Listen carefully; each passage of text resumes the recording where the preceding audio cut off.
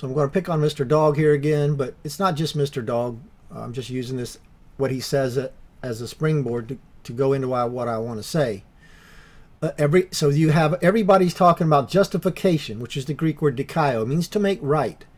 And so you have the Calvinists will say, well, God makes you right at a particular point in time. Listen. Point. Are you justified the moment when you have faith and when God sees your heart, or see, they're at a moment in time, like at a particular time, and then it's done. Well, no, and then you got this. Are you justified at a particular point in time where that faith has worked a particular action? See there? And then again, at a particular time, where the faith has worked in action, meaning the person with their own faith conjured up with their own flesh, did something right, and God sees it and says, okay, that's right, you're justified. Well, it's neither one. It's neither one. So you have the famous verse, therefore having been justified by faith, we have peace with God. Therefore, having been justified is one word in Greek. It's this word right here. All that is one word. Dikaios thenetes. So it's dikaios. And this is in what's called an aorist. It's a straight up aorist participle. Aorist means no time bound. It means whenever it happened. And then you have are, a being verb, present tense, have peace. And peace is to set right. So peace is when there's disturbance, and then it's made right. So you have at whatever time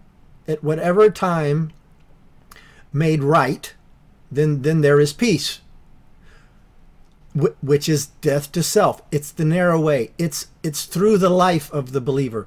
Faith worketh by agape, the Bible says. Agape is walking in the commandments.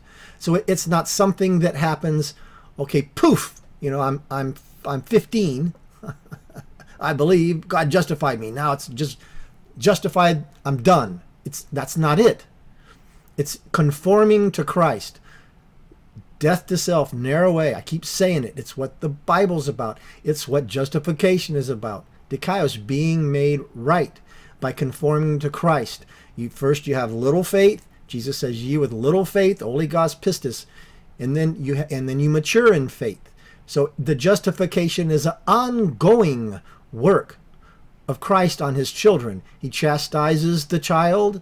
The child cries, "Daddy, oh, Abba, Father, I'll quit doing that." And then it's a process.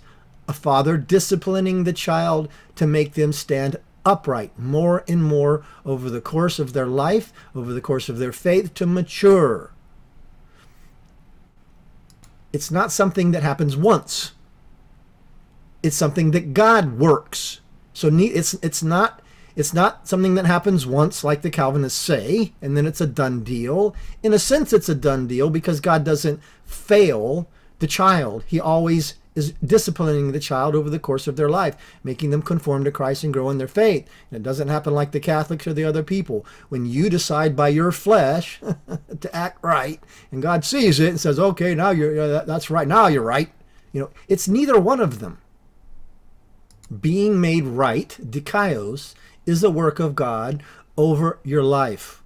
Walking on the narrow path, death to self, fall down, get up, fall down, get up, the tares against the wheat for the purpose of humbling them by God creating them against you to teach you to stand upright, to be right. Narrow way, death to self, daily cross. Why don't the Calvinists talk about it? I don't get it. They're living the life